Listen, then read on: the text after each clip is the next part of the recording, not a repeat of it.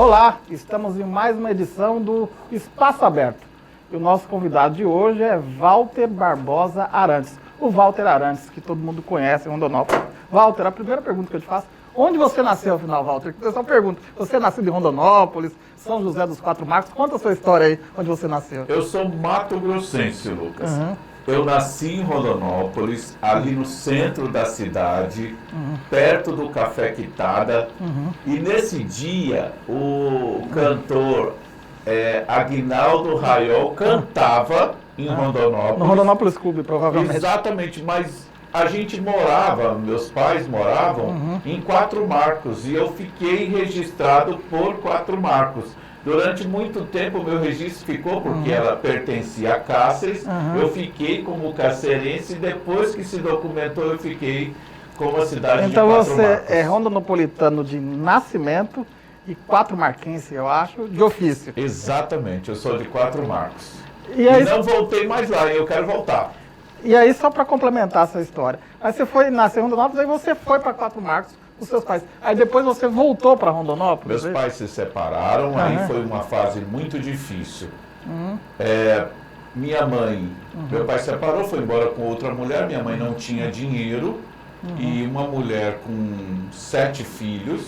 E nisso a minha mãe estava num terminal de ônibus tentando comprar passagem para nos trazer de lá, porque meu pai ameaçou que ia pegar a casa da minha mãe e o compadre dela deu a certidão da casa para ela e disse, sai daqui. E leva esse documento junto. E leva essa gurizada toda com você e leva o documento.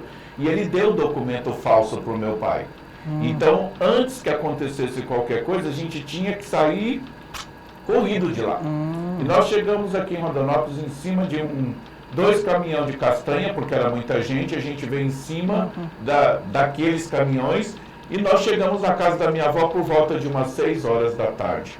Assim começa a minha história com Rondonópolis. E aí fincou raízes, não teve mais jeito de sair. Exatamente. E como Deus é tão maravilhoso, que minha mãe quando ela conseguiu vender a casa que nós estávamos aqui, ela comprou a metade de um terreno no bairro Santa Cruz.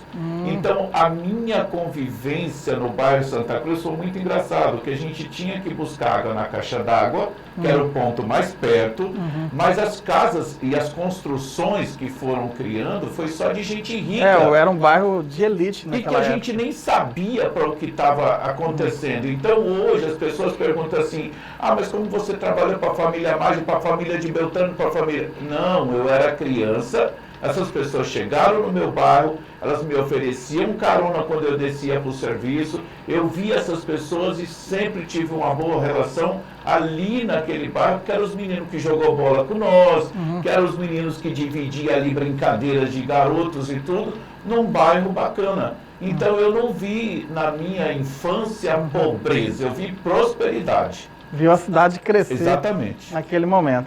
Aí, Walter, uma coisa que eu sempre fui curioso, porque na sua família existe uma veia artística muito forte. Sim. Você, o Valcides, o Valdir, o Barbosa, a Isabel. Vai lembrando aí que é tanta gente que às vezes... Sim, a Maria, Eliane, o Barbosa.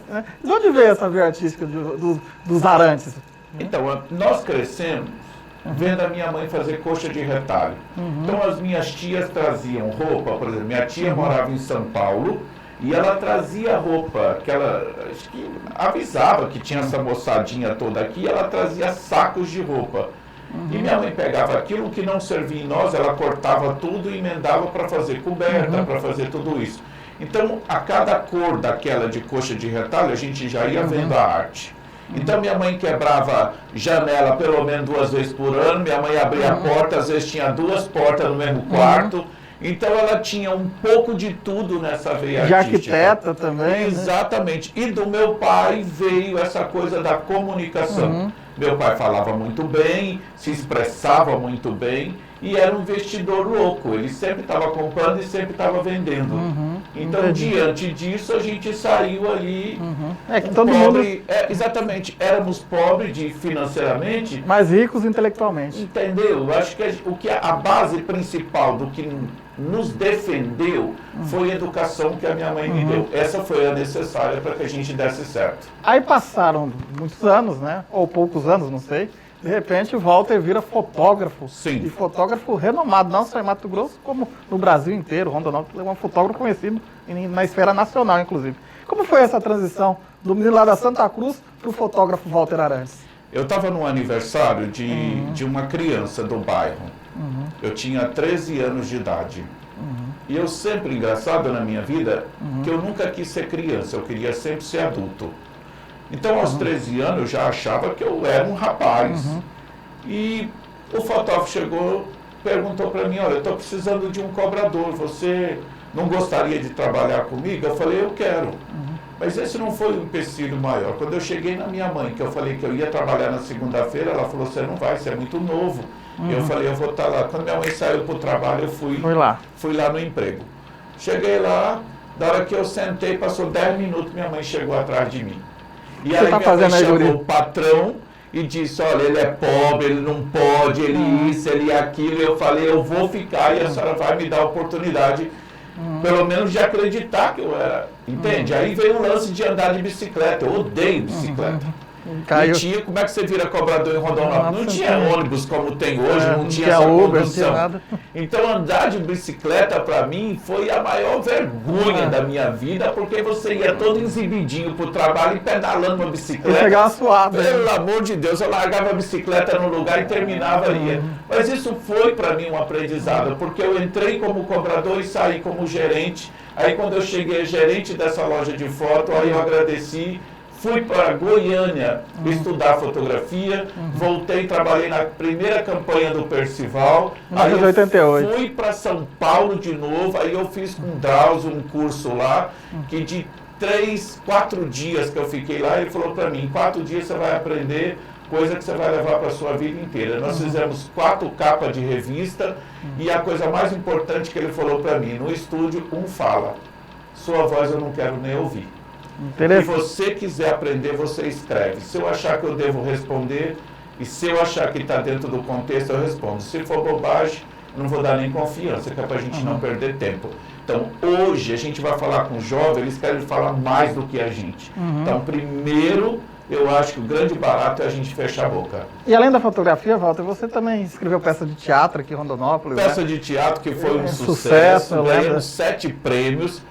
Fiz o livro da Maria Sete Voltas. Fui muito amigo do seu avô, fiz a fotografia que é a que a gente sabe que roda tudo aí. Foto do seu Marinho, ganhei prêmio com a fotografia. Muito amigo da sua mãe, Lacimi, me ensinou muita coisa. E fiz a foto do seu André, da Magi, que ele já tinha feito em Brasília, não tinha dado certo, feito em Curitiba, eu fiz a foto. É a foto que eu já revelei mais de 500 retratos, que roda o mundo inteiro a foto oficial da Magi. E agora, nesse momento, eu me afastei de um monte de coisa, porque eu achei que a minha barba branca precisava da reciclagem.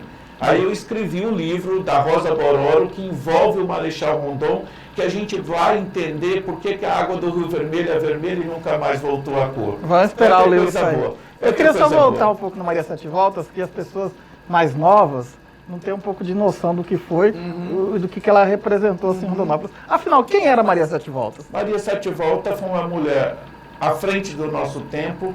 Nós aqui éramos talvez muito ignorante a ponto de não entender que hoje se define esquizofrenia, que hoje se define como depressão, estresse. Então a gente não tinha essa noção. Mas a Maria Sete Voltas trazia na sua estampa a liberdade que se tem hoje na internet. Hoje todo mundo pode na internet. E a gente não sabe até que ponto essa pessoa está ajustada mentalmente. Então deve ter sido muito difícil, e foi isso que um crítico de literatura de São Paulo falou para mim. Se eu fui capaz de escrever a Maria Sete Voltas da porta para fora, eu tinha que voltar para Rondonópolis e entender que a Maria Sete Voltas tinha uma vida da porta para dentro. Aí eu dei para essa personagem o respeito, a dor, o sofrimento, tudo que ela poderia trazer para dentro de casa, onde ninguém dividia com ela isso. Então Maria Sete Voltas pode ter sido doente, sim, mas o defeito maior aí era o nosso. Era o preconceito. Exatamente, porque ela era moda pura. Ela misturava tudo e fazia um coquetel de loucura, mas ela era o que a gente vê nas passarelas do mundo. Era um artista demais para nós naquele momento. Verdade. Agora, andando um pouco para frente, na política, Walter, como que você foi parar na política? Começou lá com o menino cobrador, o menino da Santa Cruz, o menino lá de São José do Quatro Marcos, cobrador da Santa Cruz, fotógrafo, escritor, teatrólogo, dramaturgo, e de repente eu vejo o Walter na política. Eu acho que a serenidade que eu tanto busquei, eu aprendi na pastoral da sobriedade. Tem 20 anos que eu sou voluntário. Então nós estamos falando aí de 8 anos atrás. Então tinha 12 anos. Lá eu vi mãe chorando, lá eu vi injustiça, lá eu vi a justiça mandando o menino com tornozeleira para que a gente devolvesse ele para a sociedade, melhorasse lá, e foi tudo. Então há uma construção do Walter em viver próximo do risco. Então lá passou filho de milionário, filho de pobre, filho... Então você vê mãe chorando, independe do dinheiro. E todos com o mesmo problema. Todos com o mesmo problema e se igualando num lugar que ou tinha a palavra que está na moda, empatia, ou não ficava. Então, diante disso, a gente envolve igreja, família, envolve vida social, fora, dentro. Então, aí eu falei, não, agora eu acho que eu posso contribuir. E dei para a minha campanha um ar de humanização. Então, como é que a gente vai harmonizar isso da melhor forma? É muito bonito você ver um prédio levantado, mas mais bonito ainda é você ver filhos são.